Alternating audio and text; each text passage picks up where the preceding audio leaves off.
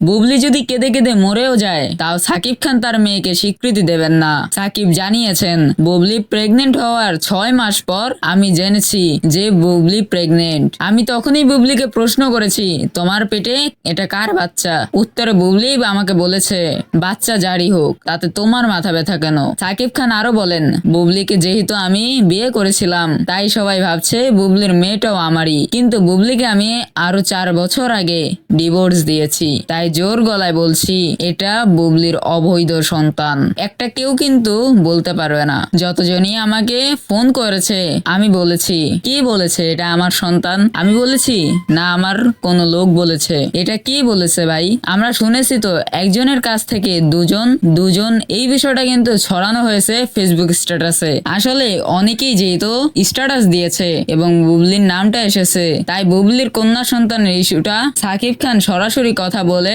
ভালো একটি কাজ করেছেন। এখন বুবলি বুঝবে কত ধানে কত চাল। সন্তানের আসল বাবাকে এবার সামনে আনতেই হবে। তো বন্ধুরা আপনারা কি বলেন, এটা কি আসলেই সাকিবের সন্তান?